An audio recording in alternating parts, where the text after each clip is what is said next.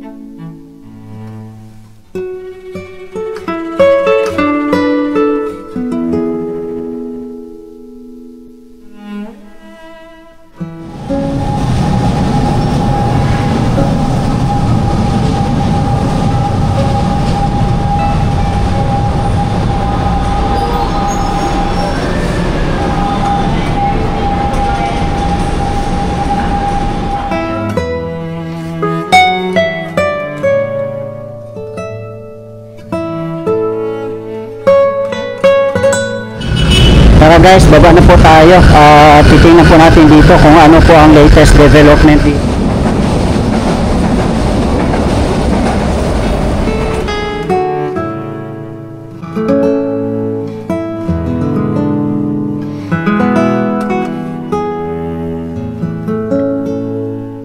Napakahaba po itong United Nations Avenue papuntang Pandacan, Manila. Dito lang po tayo mag-start.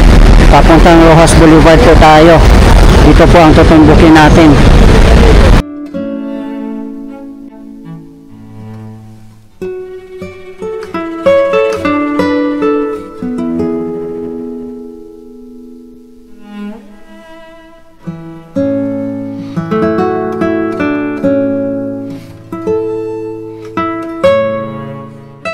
First time ko rin mag-walk dito sa United Nations Avenue.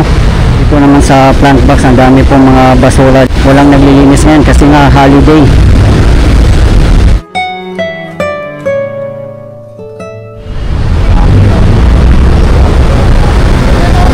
Quiet naman po dito at kunting tao lang din ang dumadaan dito. Wala pa naman po ako nakitang mga vendors dito sa street.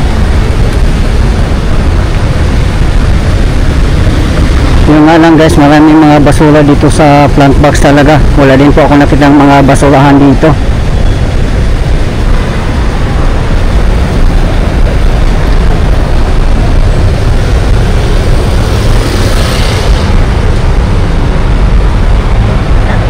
Maganda rin pala dito, mapuno both sides.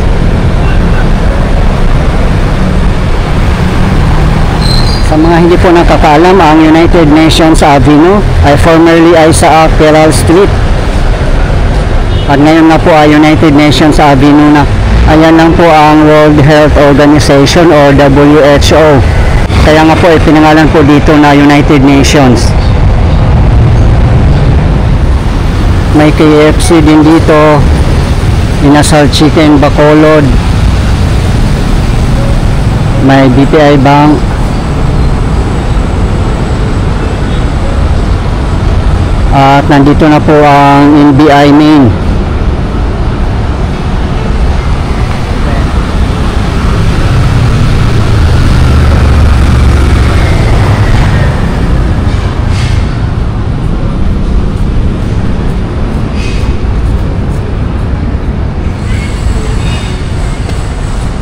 Ayan po sa tapat natin ang Manila Doctors Hospital. Sa kabilang side lang po nito ang Calao Street at nandoon na rin po ang Rizal Park. Napakalapit lang po.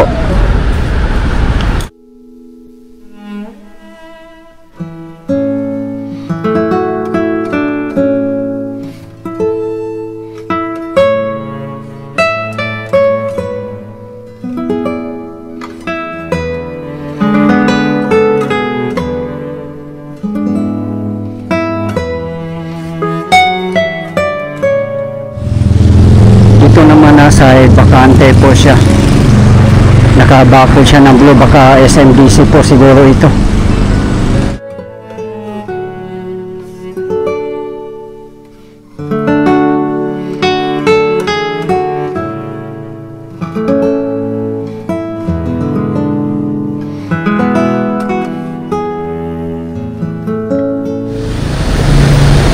Dami rin mga nakapark, mga single na motor dito.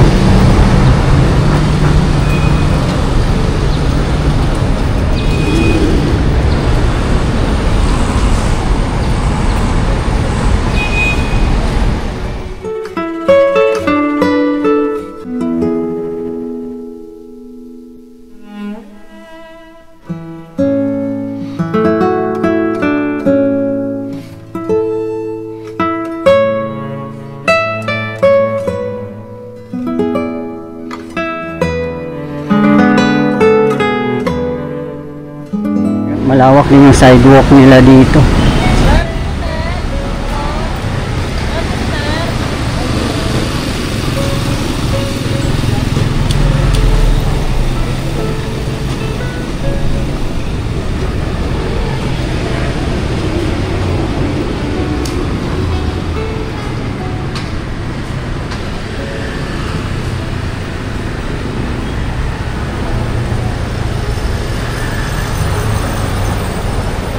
May ongoing rehabilitation dito ng old building to eh. Ayan o. Ano kaya ito dati?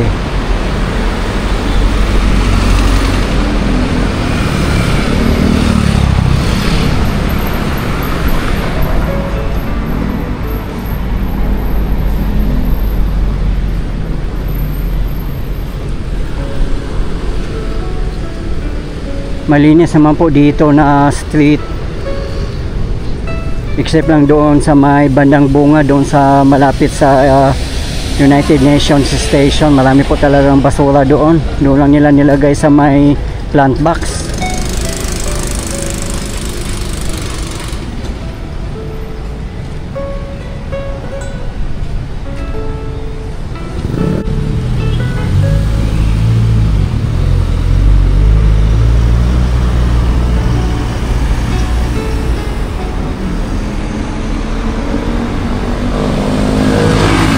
Ito po yung kahabaan ng Maria Orosa Street. Papunta po ito doon, yan sa bandang unahan lang po ang Rizal Park. Kung didiretsuhin nyo po ito Maria Orosa Street ay Juan Luna Street ng Intramuros. Napakalapit ng pong lakarin. Mag-walk tour din po tayo dyan sa Maria Orosa Street guys, para makita nyo po kung gaano nang kalapit ang Rizal Park to Intramuros. Talagang walking distance lang po. Ayun lang po oh, itong kahabaan ng Maria Orosa Street. Yung may stoplight po dyan sa unahan ay Calo Street na po yan dyan.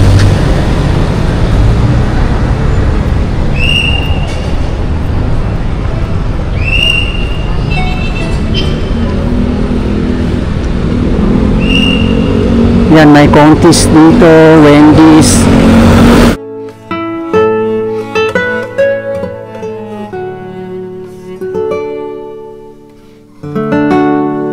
More on commercial and residential area po dito. At may mga ibang government offices din tulad ng NBI at yung WHO. Marami din mga bank dito.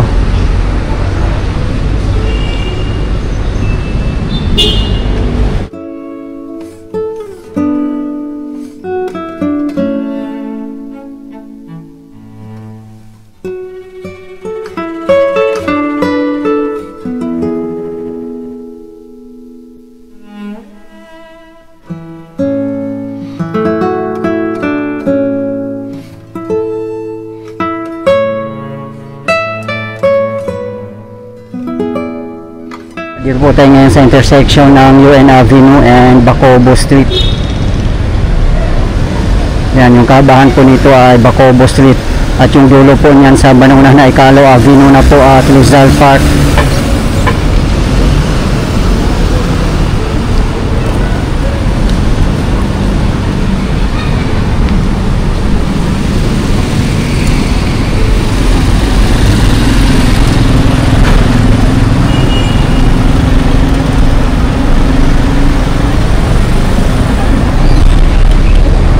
Ayan, dami din basura dito.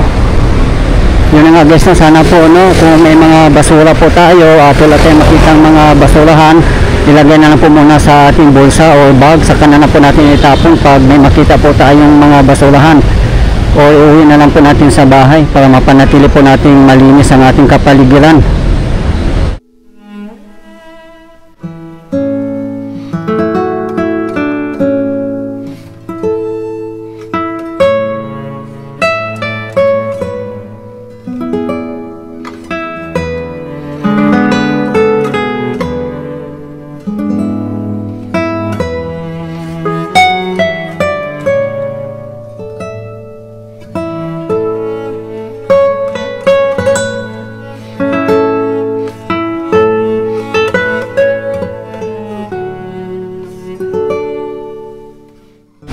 Diba guys, napakasarap naman sa feeling nyo na maglakad-lakad ka o mamasyal sa mga public parks o kung saan man na malinis ang ating kapaligiran.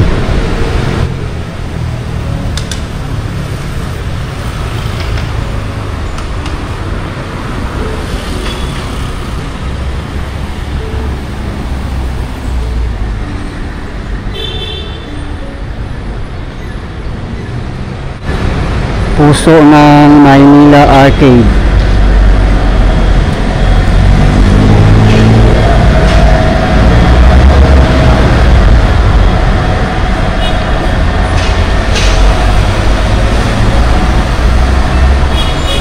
Nagsitaasan namin po ang mga building dito.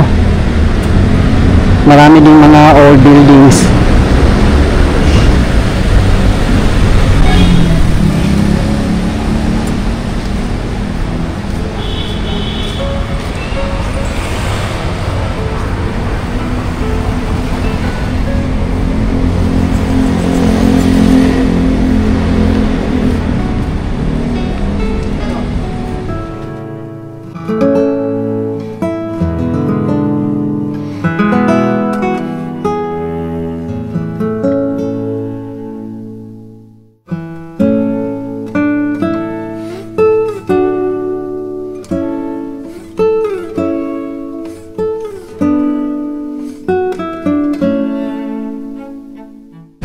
Dito po tayo sa intersection ng United Nations Avenue and Mabini Street.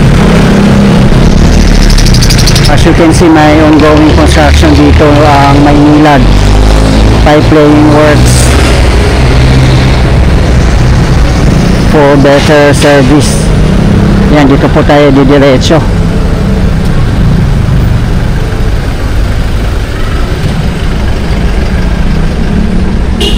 Time check 4 PM local time.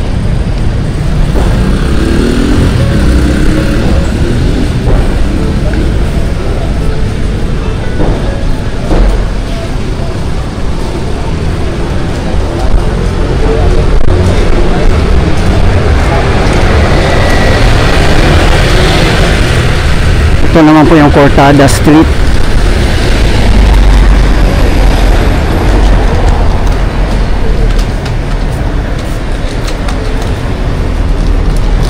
Ayan, ang labas po nga niyan ay Calao Avenue. Diretso na po tayo dito.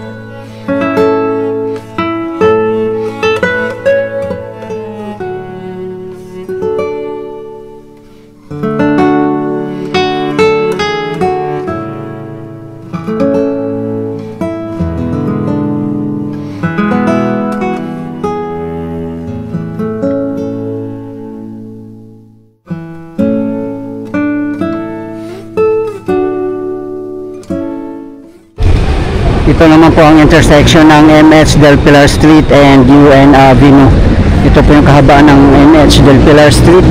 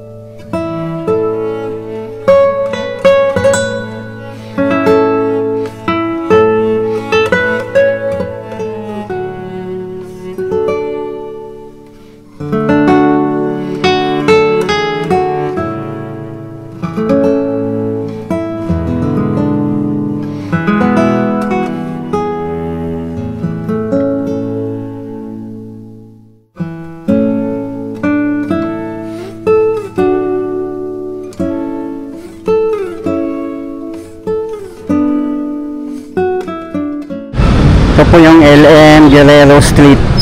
Ayan, maliit lang po siya na kalye.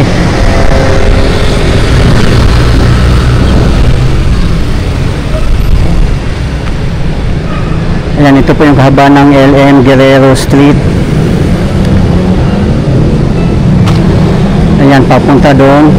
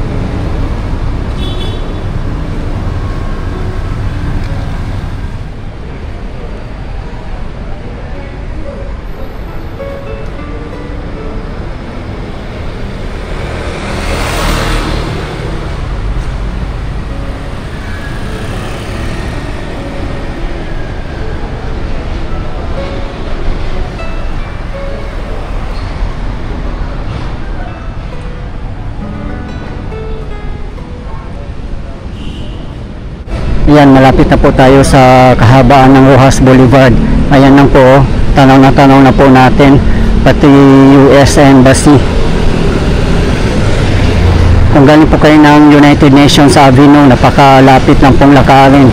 Let's say pupunta kayo ng Roxas Boulevard o US Embassy. Hindi na po kailangan sumakay pa guys, just walking distance lang po. At sa mga hindi po nakakaalam, kung mamasyal po kayo ng Rizal Park, ang pinakamalapit na LRT1 station ay United Nation, kung saan po tayo bumaba kanina.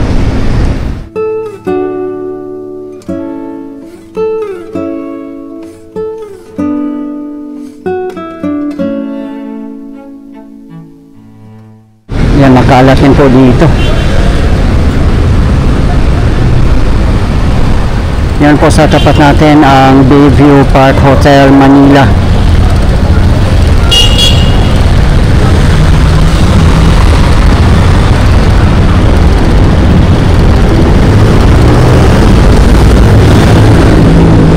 Diyan na po tayo galing.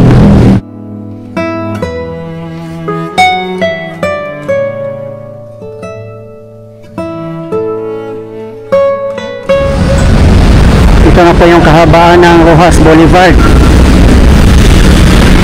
Mabuhay, Barangay 666Z-72, District 4, Ermita, Manila. Emerson L. Macapagal, punong barangay. Ayan po sa tapat natin ang US Embassy.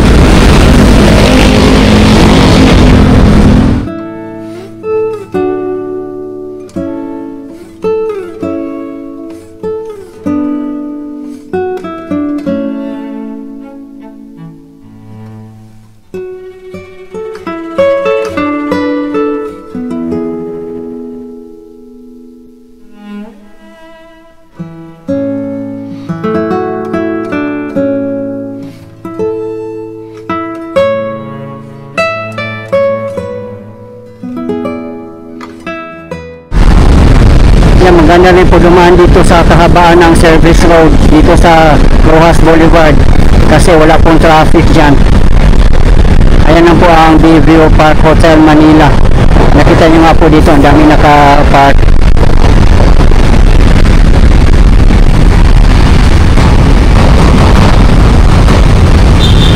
Pagtawid po natin dyan, meron pong restroom, well maintained at meron pong nagbabantay.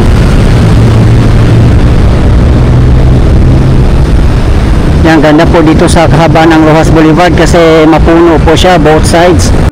Yan, may mga kalat din po dito, may mga nakahiga.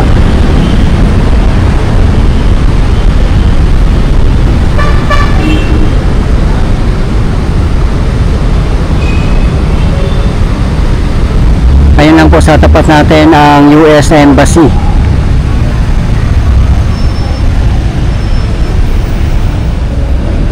Guys, ito po yung latest update natin ngayon dito sa United Nations sa Avenue, Ermita, Manila. As of today, August 21, 2025. Maraming salamat po sa patuloy na suporta at panonood ng aking mga videos. I really appreciate po. At hindi po ako magsasawang i-update kayo lalong-lalo na po sa mga government infrastructures. Mabuhay ang Pilipinas! Okay guys, thank you for watching and keep safe everyone.